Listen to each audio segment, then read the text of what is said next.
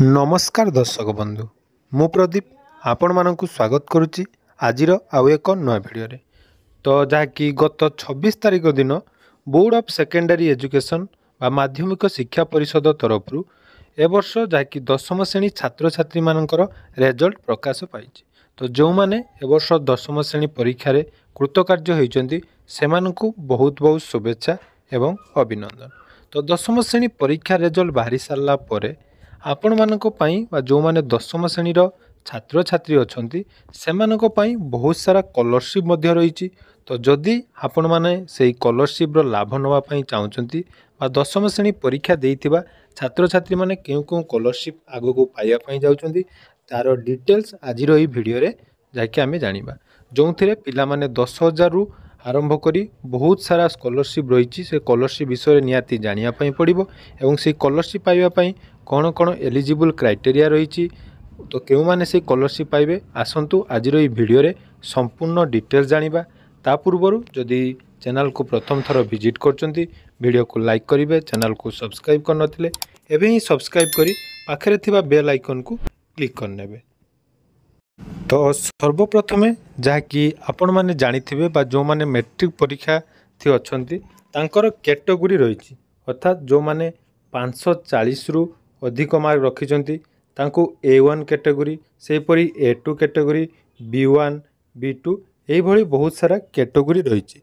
तो से कैटेगरी आपण मानकर 600 मार्क रु आपण माने जत्ते मार्क रखिचंती आ पिला माने जत्ती मार्क स्कोर करिचंती सेही अनुसार तांको सर्टिफिकेट रे तांकर जो कैटेगरी अनुसार मार्क प्रदान करा जाय थाए। तो वर्तमान जहाँकि आमर ओडिशा सरकार तरफ मुख्यमंत्री शिक्षा पुरस्कार गोटे रही स्कीम जो थिरे छात्र छात्री मानू आमर ओडिशा सरकार तरफ जहाँकि 10,000 टंका प्रदान करा जाउची।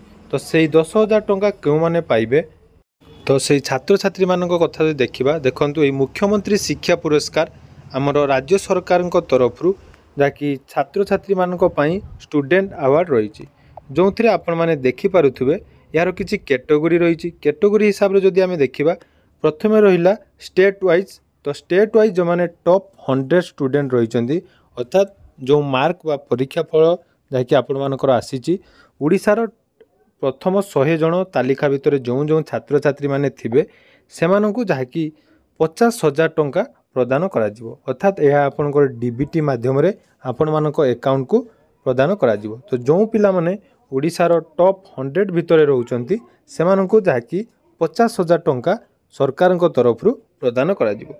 एवं देखंतु तापरे रहिछि A1 कैटेगरी बा A1 स्टूडेंट मानकर डिस्ट्रिक्ट लेवल अर्थात प्रत्येक डिस्ट्रिक्ट रे जो मानकर टॉप 3000 देखंतु ए district level top 3000 student of all district on the basis of 10th board अर्थात 30,000 पिला माननकु 3,000 पिला माननकु जाकि 10,000 टंका लेखाएं बोर्ड तरफ प्रदान करा जिवो। आ मने रखिबे जो माने A1 जाकि रखिथिबे अर्थात 540 रु अधिक मार्क रखिथिले आपण माननकु 10,000 टंका सरकार तरफ मुख्यमंत्री शिक्षा पुरस्कार हिसाब रे प्रदान करा जिवो एवं एही टंका डीबीटी माध्यम रे आपण माननकु प्रदान करा जिवो। या छडा देखंतु ब्लॉक लेवल ले टॉप 100 स्टूडेंट जो माने कि 90% रखिथिबे तांकु 5,000 टंका लेखाए प्रदान करा जिवो। सेही परि देखंतु on the basis of eighty गुटे आपनकर रहिछि लीडरशिप रुब्रिक एटा आपनकर प्रदान करा जिवार मध्ये व्यवस्था अछि। किंतु जदि आमे देखिबा प्रथम रहिछि जो स्टूडेंट माने केमिति पाइबे तो से केमिति पाइबे ता कथा जदि आमे देखिबा तो मेन कथा ला आपण मानकर जो मानकर आधार कार्ड थिबो एवं राशन कार्ड थिबा अर्थात जो माने राशन कार्ड धारी होइथांती तो राशन कार्ड थिले सेही पिला मानकु ताकि एही टंका प्रदान करा जिवो। तो आपण माने जो माने भी वीडियो देखुचंती से माने जानिथिबे पूर्व वर्ष एही सरकार तरफ जाकि एहा घोषणा करा जायतिला एवं जाकि वर्तमान मध्ये चालू रहिछि। तो ये मुख्यमंत्री शिक्षा पुरस्कार स्कीम माध्यम रे पिला मानकु 50,000 टंका पर्यंत जाकि सहायता प्रदान करा जिवो। तो यह जाकि खूब शीघ्र आपण मानकु स्कूल माध्यम रे जणाई दिया जिवो। तेणु जो पिला माने 90% रु अधिक मार्क रखिथिबे से मानकु जाकि एही 50,000 टंका सरकार तरफ प्रदान करा जिवो।